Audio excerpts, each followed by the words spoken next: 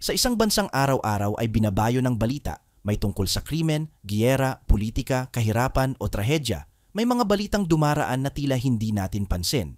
Tahimik, simple, isang linya sa press release, isang headline sa dyaryo.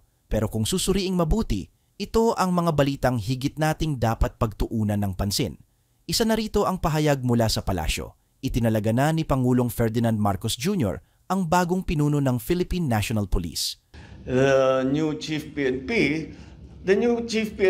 is a very senior officer in the PNP. He knows the situation. And I will actually tell them, carry on what you are doing. Because we have very good statistics concerning crime. What we have been talking about is making policemen more visible. Yes. This is to make people feel safer. I perfectly understand that. I perfectly understand that.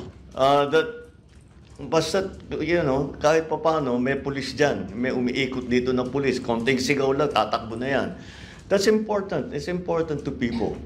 So, despite the fact that maganda namang result na statistic, na maganda naman ang nagiging trabaho ng kapulisan natin in terms of law enforcement, kailangan din, hindi sapat na marami tayong nababawasan natin yung krimen. Kailangan nakikita yung pulis para feeling safe naman yung mga tao. That's why this new program of Cops on the Beat has been initiated. Hindi ito katang-isip. Hindi rin ito eksena mula sa isang pelikula o teleserye.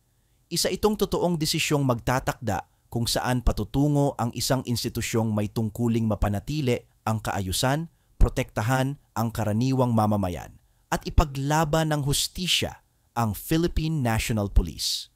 Hindi ito simpleng promosyon, hindi ito karaniwang job appointment, dahil ang pag-upo sa posisyong ito ay nangangahulugang siya na ngayon ang pangunahing mukha ng batas at kaayusan sa buong bansa.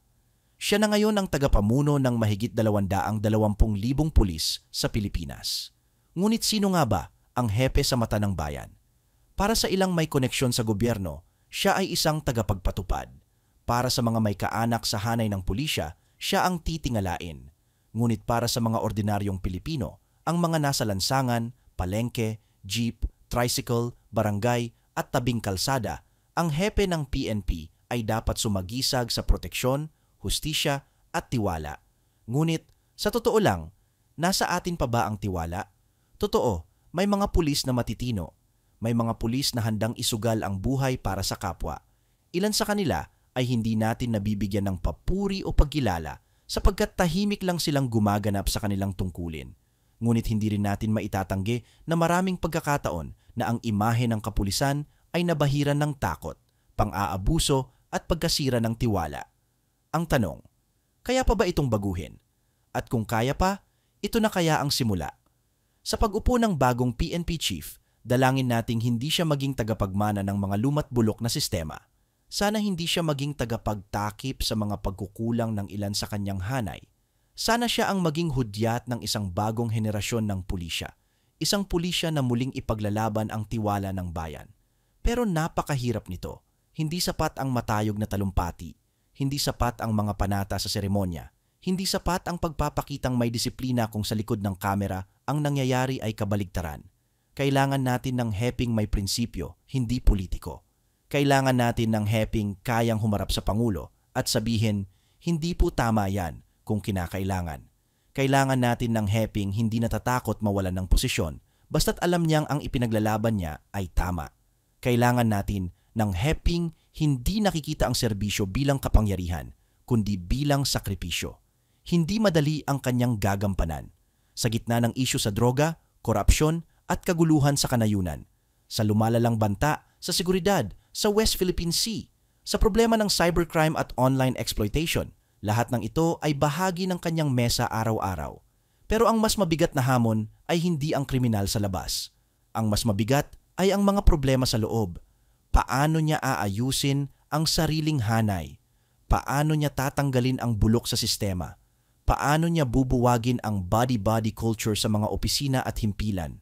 Paano niya sisiguraduhin na ang promosyon ay base sa galing at integridad at hindi sa koneksyon at padrino? At higit sa lahat, paano niya muling kikitain ang paniniwala ng isang inang takot lumapit sa presinto? Ng isang kabataang binugbog sa kalsada ng taong dapat sana'y tagapagtanggol niya? Ng isang masang Pilipinong nagsasabing, wala rin naman tayong mapapala diyan.